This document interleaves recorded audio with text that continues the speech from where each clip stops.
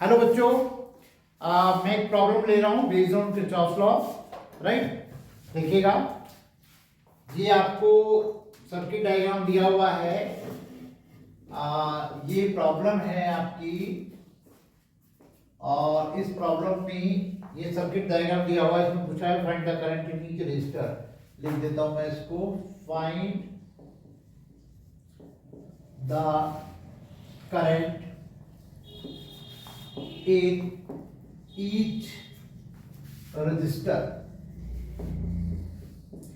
Problem को ध्यान से समझिएगा। ये आपको सर्किट डायग्राम है।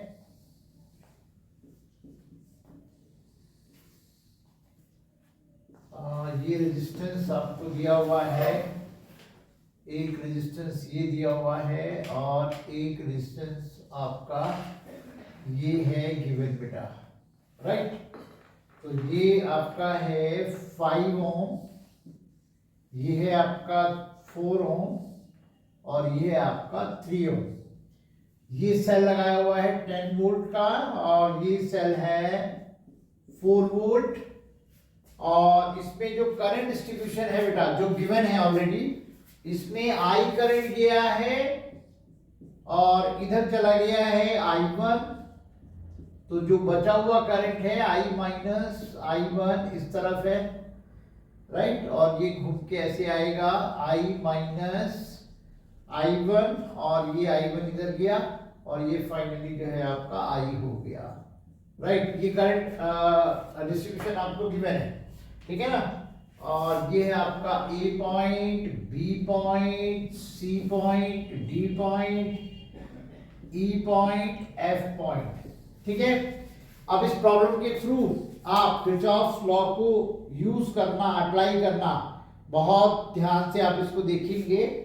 राइट, देखिएगा, इसमें बेसिकली जैसे हम लूप कंसीडर करेंगे और केवीएल किरचॉफ वोल्टेज लॉ हम लगाएंगे, ठीक है ना। इसको आप ले लीजिए ABEF, इसमें हम ऐसे मूव करेंगे। आप कैसे भी मूव कर सकते हैं, ऐसे भी मूव कर सकते हैं, ऐसे भी मूव कर सकते हैं, ठीक है ना। ये आप लीजिए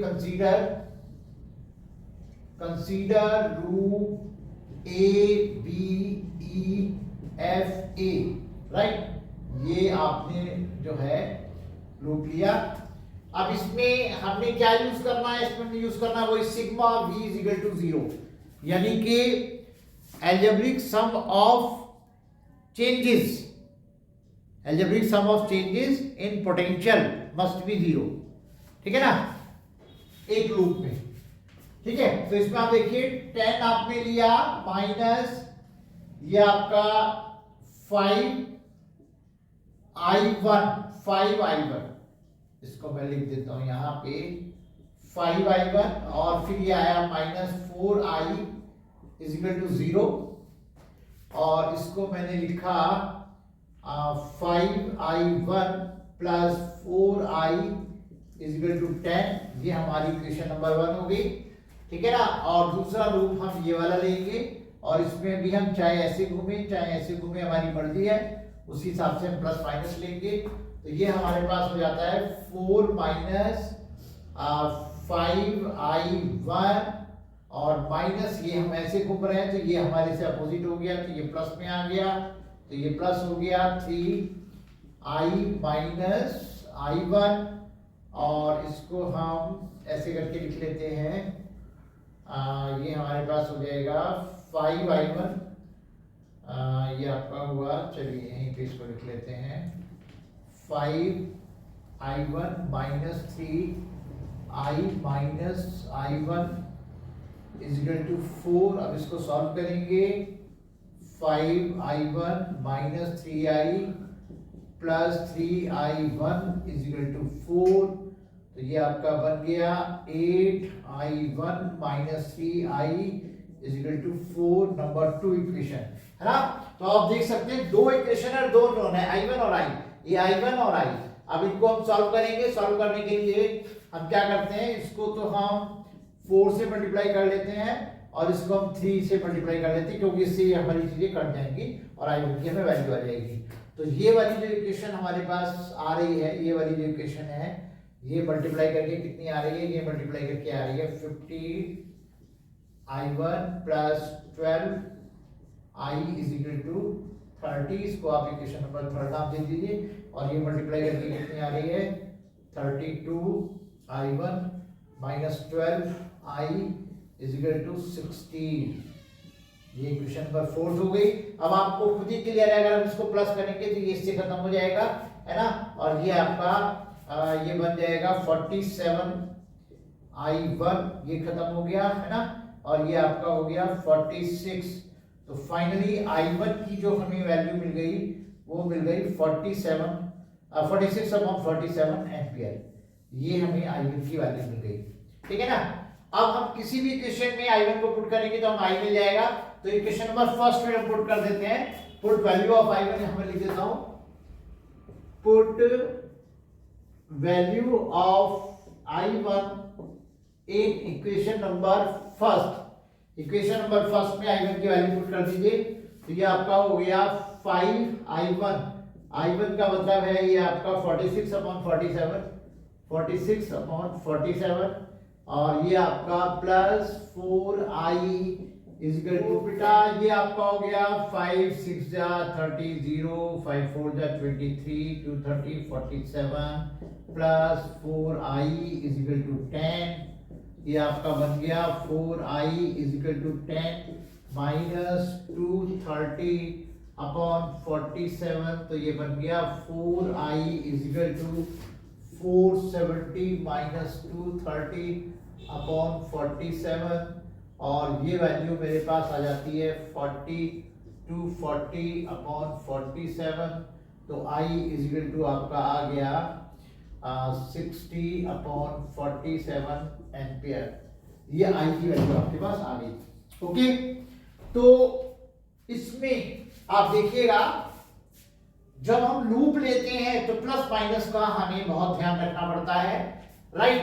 तो जनरली जब हमें रेजिस्टेंस के केस में, तो अगर रेजिस्टेंस हमारी सेम डायरेक्शन में, जैसे हम इसमें ऐसे चल रहे थे ना, रेजिस्टेंस सेम डायरेक्शन में था, तो इनको माइनस करते चले जाएंगे जैसे हमने यहाँ माइनस किया था। लेकिन अगर कोई अपोजिट डायरेक्शन में आ जाता है, जिसमें ये अपोजिट डायरेक्शन में आ गया था जब हम ऐसे चल रहे थे, तो इसमें क्या पूछा गया था, इसमें पूछा गया था find the current in each resistor. अब आप देखिएगा कैसे करेंगे इसको। हम सबसे पहले हम ले लेते हैं आपका 5 ओम। तो 5 ओम में कितना करंट है, यानी i1 यानी कि 46/47 एम्पियर। उसके बाद हम ले लेते हैं 4 ओम। 4 ओम में कितना करंट है, यानी कि i कितना है 60/47 एम्पियर। और 3 ओम ले लेते हैं, और 3 ओम में कितना करंट है, i माइनस i1, यानी i माइनस i1 का मतलब हो गया नीचे 47 और 60 माइनस 46 यानी 14 एम्पियर। तो ये वैल्यूज हमारी निकल करके आ गई है। ओके, लेकिन इस क्वेश्चन में ज्यादा मुश्किल नहीं था। मैंने आपको कहा प्लस माइनस का आपको ध्यान रखना है, सेल के लिए भी और रेजिस्टर्स के लिए भी। ओके, अब ये भी हो सकता है कि इस क्वेश्चन में वो आपको करंट डिस्ट्रीब्यूशन ना दे।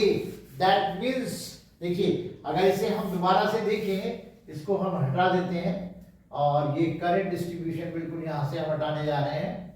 ठीक है, ये हटाया हमने, ये भी यहां से हटा दिया और हमने ये भी यहां से हटा दिया, ये हटाया और ये हमने करंट डिस्ट्रीब्यूशन हमने यहां से हटा दिया है, राइट। तो इसमें हमारे पास इसको मिला दीजिए, इसको मिला दीजिए और इसको मिला दीजिए। अब इस क्वेश्चन में वो कहता है वापस find the current in each resistor. अब इसमें हमें करंट डिस्ट्रीब्यूशन मानना पड़ेगा। अब कैसे करेंगे, अब देखिए जब भी हमने मानना पड़ेगा तो हमारे दिमाग में वो तो नहीं आएगा जो ऑलरेडी दिया हुआ था। क्या आएगा, एक सिंपलेस्ट में बताता हूं। आप ये सोचोगे यहां से i1 करंट गया, यहां से i2 करंट गया और इसमें आ गया i1 प्लस i2, राइट। वापस इधर i2 चला गया और इधर i1 चला गया। ऐसा कुछ आप मानोगे क्योंकि ये सिंपलेस्ट वे है मानने का, ठीक है ना। तो अब जरा देखिए अब क्या होगा अगर हम इसको सॉल्व करते हैं, है ना। तो मतलब कि आप इस तरीके से भी सॉल्व कर सकते हैं, जैसे मैं यहाँ दोबारा मैं आपको बता रहा हूँ, ठीक है ना। तो इसमें देखिएगा कैसे करते हैं हम।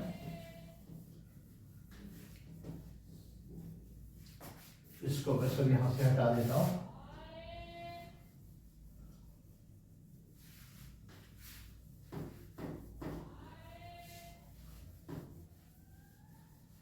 ओके, एक तरीके से दूसरे क्वेश्चन की तरह से आप कंसीडर करेंगे। इसमें फिर वही इस लूप को लेके ऐसे चलें या ऐसे करें, हमारी मर्जी है। हम ऐसे चलेंगे, यानी कि आपने लूप लिया A B E F A, आपने लूप लिया बच्चों। और इसमें हम कैसे चलेंगे, 10 माइनस 5 I1 प्लस I2 और ये minus 4 I1 is equal to 0। तो अब ये आपके पास आ जाता है, इसको ऐसे कर लेते हैं, 5 I1 plus I2 plus 4 I1 multiply करेंगे, ये आपका हो गया 5 I1 plus 5 I2 plus 4 I1 is equal to 10। तो ये आपके पास आ गया 9 I1 plus 5 I2 is equal to 10। Equation number 1 आ गई।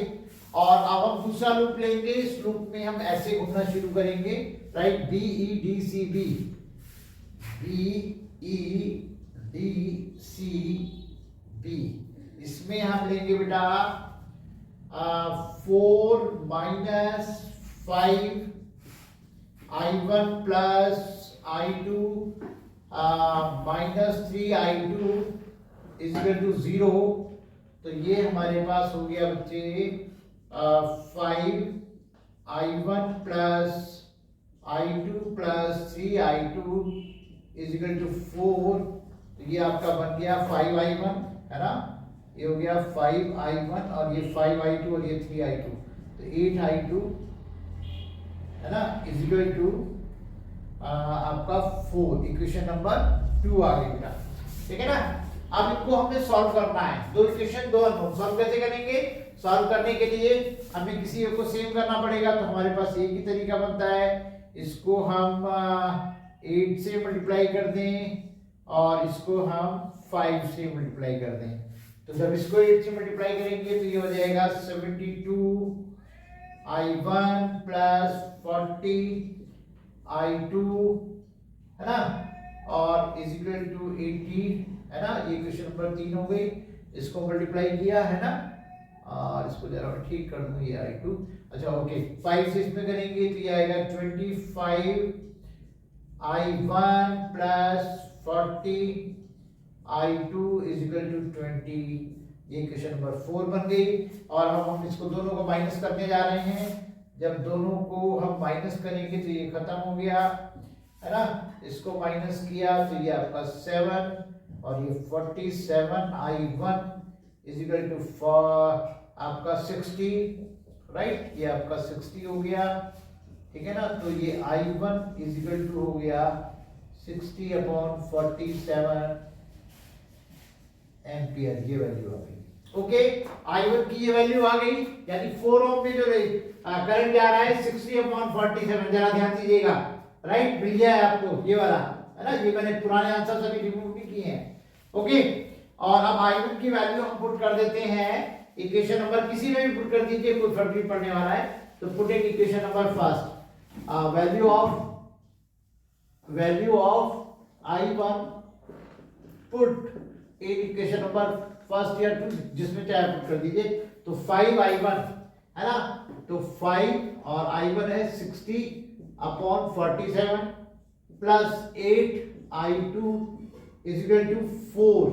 ओके, अब यहाँ पे हम I2 निकालने वाले हैं। तो यहाँ पे हमारे पास, इसको अब सॉल्व करते हैं, तो इसको जब हम सॉल्व करेंगे तो 300/47 plus 8 I2 is equal to 4। तो 8 I2 is equal to 4 minus 300/47। तो इसको हम कर लेते हैं 18। तो ये माइनस 300/47। तो ये हमारे पास 8 I2 इज इक्वल टू ये आपका बन गया 300 में से 188 माइनस करेंगे तो ये हमारे पास हो गया 112/47, राइट। और इसको हम इधर ले आएंगे, यानी कि इस 8 को हम इधर ले आए तो ये हमारे पास 112/47 इंटू 8, ठीक है ना। तो ये आपका बनेगा ये आपका 1 जा 1 1 जा और ये 4 जा, तो ये आपके पास माइनस में गलती नहीं I2 is equal to minus 14/47 ampere. अब एक मजेदार बात देखो जरा, मजेदार बात, ठीक है ना। ये देखिए 3 ओम पे कितना करंट फ्लो हो रहा है, I2, है ना। ये आ गया 3 ओम का करंट, ये आ गया 3 ओम का करंट 14/47। और एक बड़ी इंटरेस्टिंग बात देखो कि आप पहले करंट ऐसे जा रही थी, आपने उसको ऐसे मान लिया तो उसने माइनस साइन के साथ आपको बता दिया है कि आपने डायरेक्शन में गलती की थी, राइट। तो ये माइनस आकर के उसने बता दिया कि करंट की डायरेक्शन ऐसी नहीं होगी, सॉरी ऐसी नहीं होगी, ऐसे होगी, ओके। तो यहां पर ये वाला आंसर भी आपका ठीक आ गया। अब हम बात करेंगे 5 ओम, करंट फ्लोइंग थ्रू 5 ओम। तो करंट फ्लोइंग थ्रू 5 ओम I1 प्लस I2 है, यानी कि I1 ये और I2 ये। तो ये बच्चा करंट जो है, करंट इन 5 ओम, तो ये आपका हो गया I1 प्लस I2, यानी कि 60/47 माइनस 14/47, राइट। तो ये आपका आ गया, माइनस कर दीजिए, नीचे 47 हो गया, ये 6 हो गया और ये आपका 46 हो गया, राइट। ये 46/47 ये आपका आंसर आ गया। फाइनली आपने दोनों तरीकों से कर दिया, दोनों तरीकों से सेम आंसर आया है। इवन डायरेक्शन भी आपने अपोजिट मानी तो किरचॉफ लॉ ने उस डायरेक्शन को भी ठीक कर दिया, ओके। तो करंट दिया है, करंट डिस्ट्रीब्यूशन शो कर रहा है या नहीं शो कर रहा है, इससे मतलब नहीं है, शो कर रहा है बहुत बढ़िया, राइट। शो नहीं कर रहा है उससे भी बढ़िया, ठीक है ना, कोई दिक्कत नहीं है। करंट आप अपनी मर्जी से मानेंगे। तो दोनों तरीकों से मैंने इस क्वेश्चन को आपको दिखाने की कोशिश की है, लेकिन आपने एक बात की प्रैक्टिस अच्छे से कर लेनी है। किस बात की? कि जब आप लूप रूल लगा रहे हैं, ठीक है, जंक्शन रूल में इतनी प्रॉब्लम नहीं आती, लूप रूल जब आप लगा रहे हैं तो sigma v is equal to 0, sigma v में भी आपके EMF भी आएंगे, IR भी आएंगे, तो उनको प्लस माइनस आपने ध्यान से लगाने हैं बच्चों। प्लस माइनस में अगर एक भी मिस्टेक हो गई, ठीक है, तो सारा का सारा गड़बड़ा जाएगा मामला, सारी मेहनत बेकार हो जाएगी, ओके।